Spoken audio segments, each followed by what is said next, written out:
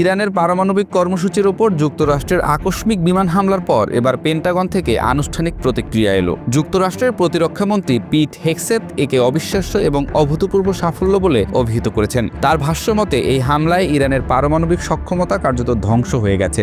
যদিও ইরানের দাবি তারা মার্কিন হামলার আগেই পারমাণবিক স্থাপনাগুলো খালি করে ফেলেছিল। ব্রিটিশ সংবাদ মাধ্যম দ্য গার্ডিয়ানের প্রতিবেদনে বলা হয়, রবিবার পেন্টাগনে আয়োজিত এক জরুরি সংবাদ সম্মেলনে হেগসেথ বলেন, প্রেসিডেন্ট ট্রাম্পের নির্দেশে মধ্যরাতে চালানো এই হামলা ছিল নির্ভুল, শক্তিশালী এবং লক্ষ্যভিত্তিক। তিনি জোর দিয়ে বলেন, এই অভিযানের লক্ষ্য ছিল কেবলমাত্র পারমাণবিক স্থাপনা, ইরানি সেনা বা সাধারণ নাগরিক নয়। এদিকে জয়েন্ট চিফস অফ স্টাফের চেয়ারম্যান জেনারেল ড্যান কেইন জানান, এই হামলা ছিল ইতিহাসের সবচেয়ে বড় B-2 বোমারু অভিযানের একটি। তিনি বলেন, ইরান কোনো প্রতিরোধ করতে পারেনি, না আকাশ প্রতিরক্ষা ব্যবস্থার মাধ্যমে, না যুদ্ধ বিমান দিয়ে।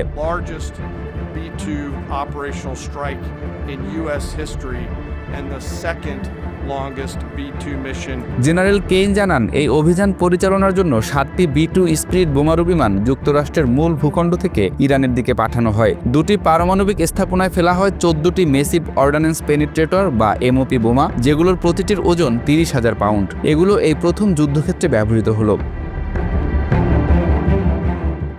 এছাড়া একটি মার্কিন সাবমেরিন ইরানের ইস্পাহান অঞ্চলে ছুড়েছে 24টিরও বেশি ক্ষেপণাস্ত্র। পুরো অভিযানে অংশ নেয় 125টির বেশি মার্কিন যুদ্ধবিমান। সামরিক বিশ্লেষকদের মতে এটি ছিল একাধারে প্রযুক্তিগত ও কৌশলগতভাবে অত্যন্ত জটিল এক অভিযান। মার্কিন প্রতিরক্ষা মন্ত্রী হেগসেথ বলেন, অনেক প্রেসিডেন্ট ইচ্ছা করলেও ইরানের পারমাণবিক স্থাপনায় আঘাত হানতে না পারলেও যুক্তরাষ্ট্র তা সফল করে দেখিয়েছে। এটি সম্ভব হয়েছে শুধু প্রেসিডেন্ট ট্রাম্পের নেতৃত্বে। তিনি আরও বলেন, ট্রাম্প যখন কিছু বলেন বিশ্বকে তা শুনতে হবে, কারণ যুক্তরাষ্ট্রের সেনাবাহিনী তার প্রমাণ দিতে সক্ষম।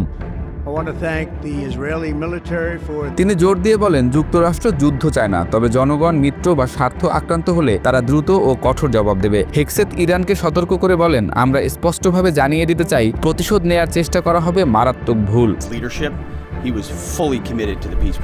অন্যদিকে ইরানের প্রেসিডেন্ট মাসুদ পেজেশকিয়ান যুক্তরাষ্ট্রকেই ইসরায়েলের সাম্প্রতিক হামলার জন্য দায়ী করেছেন। আল জাজিরার প্রকাশিত মন্তব্যে তিনি বলেন, প্রথমে তারা নিজেকে আড়াল করার চেষ্টা করলেও আমাদের সশস্ত্র বাহিনীর প্রতিক্রিয়ার পর তারা প্রকাশ্যে এসেছে।